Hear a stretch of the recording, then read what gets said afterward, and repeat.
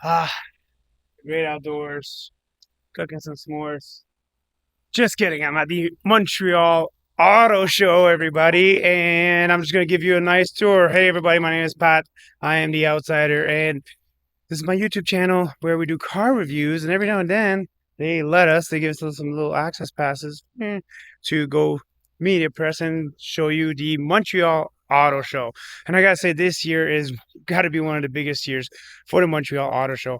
Yeah, COVID did a dent as far as auto show, but you've gotta get your butt over here to the Montreal Auto Show because it's it's a lot.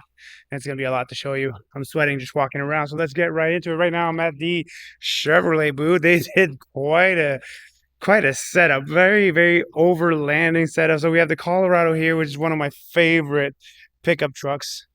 Especially if you're gonna go overland. It's not too wide, it's very nimble, and it's the AEV American Expedition, and you got a pretty good setup. So I'm just gonna skim right through the the overall show here, and just give you guys a look of what's going on. So Chevrolet or General Motors as a whole has an extensive layout. Oh, look at this. Is that the E-Ray? Corvette, my God, yeah. ZR1. Looking very, very nice.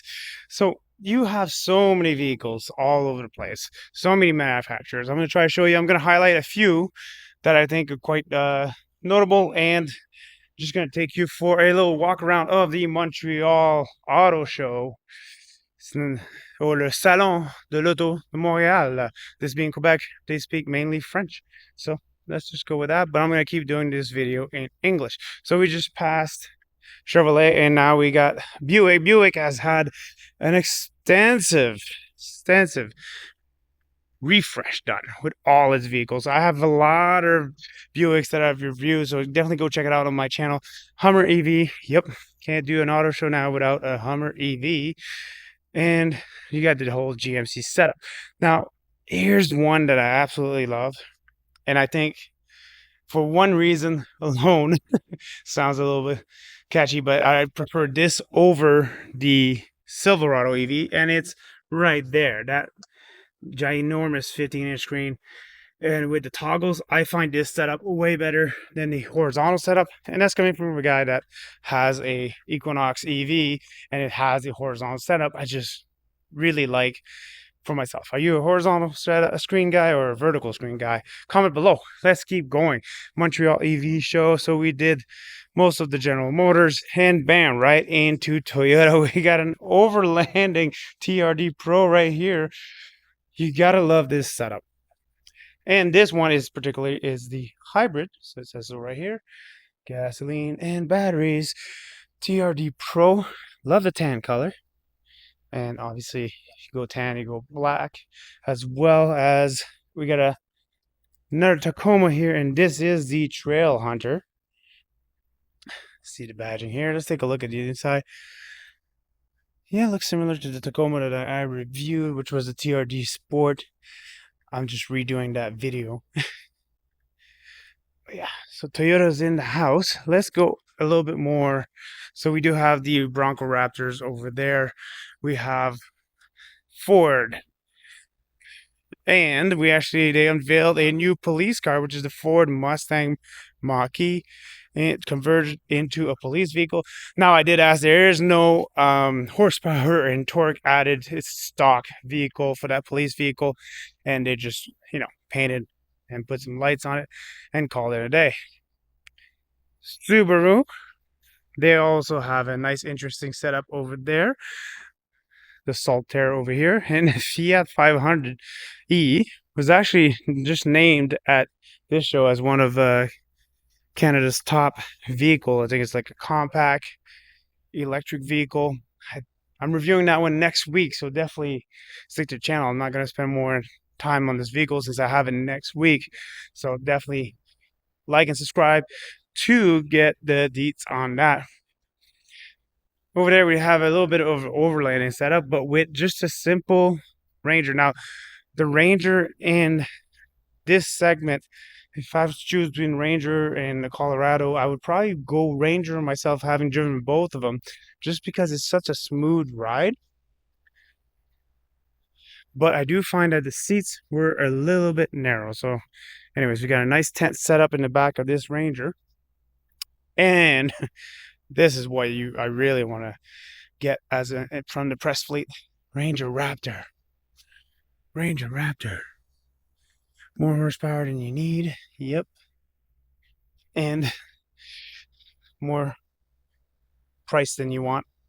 But definitely love the Ranger Raptor. What would you pick? Do you pick the Colorado ZR2, or would you pick the Ranger Raptor? Comment below and tell me why. Tell me exactly why. Now, I did do a more detailed walk around of this vehicle. That's the first time I personally see it, and that is the Charger Daytona. Controversial vehicle, and it's more aerodynamic than it seems because it's that scoop back there. So definitely go watch that video. I have a more detailed video of the walk around of this vehicle, showing you what's up. But here we come into the very, very interesting part of the show. There's this vehicle. It's an Overlander. It's a Weekender, if you read the license plate, and it's made by Kia. Does that sound right to you? Well, whether it sounds right to you or not, come take a look at these images. This vehicle is something that I would love to do a long distance trial of. I would absolutely love. Just come check it over. They put some green neon lights to make sure that it looks pretty cool. It's got some decent ground clearance. It's got a winch. And what I like about it is how open it is, how customizable. It's like when you buy tack gear, you buy it Molly. Well, this is like the Molly version of a vehicle. Everything can be moved. Everything can be switched. Look at those beefy, rugged tires and rims with levels on it. So you want to make sure you're perfectly level before you go to sleep. And the Kia Weekender. And one thing that this reminded me of right away, and I said, with my time in the military, I'm like, oh, this would make a perfect field ambulance. I mean, obviously with the tent and stuff, you can actually stay there for the medics and all that stuff. If you're a medic, combat medic, comment below. What do you think? Boom. Do you imagine that? Just a table right there, a stretcher, and then you have a seat, and you can camp up top when you're in the field, whether you're in the hide or something like that. The Kia Weekender. It looks absolutely amazing. Take a look at that. Take a look at how open this is. I could definitely. Is this camping at this point, or is it called glamping? I don't know. So you have all the manufacturers. I think your notable ones that are missing is Mazda is not here, which was noticeable. I was hoping to see some Mazdas. I haven't got to review that many Mazdas, so would like to do that. So Mazda is not here, but basically everybody else, from Japanese. Here you go, Lexus. Oh, look at that. Beautiful, beautiful. Do you have enough screens? Maybe. Yeah. So this is just basically a tour of. This is the one I'd like. I mean, you can say anything you want about the Land Cruiser, but I think this is the one to get if you're shopping for a Land Cruiser. Definitely take a look at the GX 550. Definitely, I would go for that one for sure. Especially if you go for entry-level GX. I think it's more worth it than top trim Land Rover. Comment below if you agree or not. Let's carry on. I'm sweating here. So we got Lincoln over here. We got Hyundai. Now Hyundai, major reveal, and they're actually fixing that, setting up that platform for the public. We had a major reveal as I'm showing you footage of the actual reveal itself and some footage now. I have a little bit more detailed walk around of the Ioniq 9. This is the first Canadian reveal of the Ioniq 9. Go check out that video. I did a full detail walk around. There was a Quebec personality that actually jumped in the car while I was, she's on TV and all that stuff. She's famous, but she jumped in and said hi to you guys. So yeah, appreciate that. And now we're on the world of Infiniti, and this is the Infiniti of the year to talk about.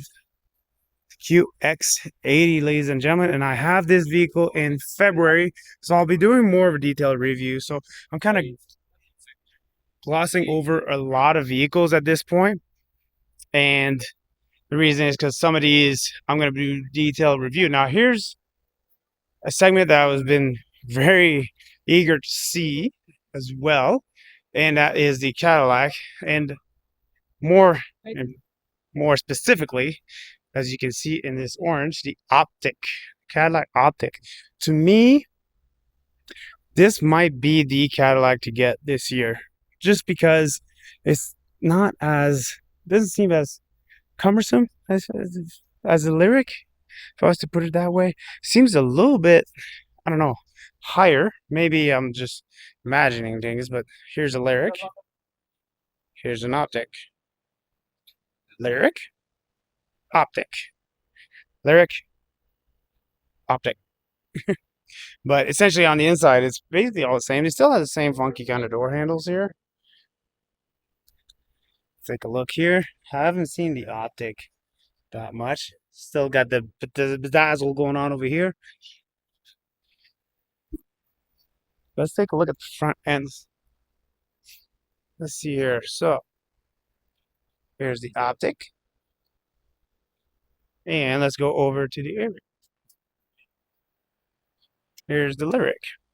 Just the Lyriq just seems a little bit wider, and that's about it. And Cadillac Escalade IQ. So lots going on with Cadillac. Cadillac, very, very exciting brand to come see. So definitely come to the Montreal Auto Show to come check out all these Cadillacs. Do you have enough screens? Now, is this your thing, guys? Do you guys like this? Because this could be maybe a little bit too much, or maybe just enough, for depending on who you are, because you have your controls here and your shifter. No, not your shifter, sorry, your wheel. Your shifter should be right here. Yeah. So, and I don't even know what size this is, so this has got to be 33, is it 60-inch screen? Comment below, maybe. I haven't had time to look up all this information. If I did, I probably wouldn't remember it all. But Lord, that is pretty amazing.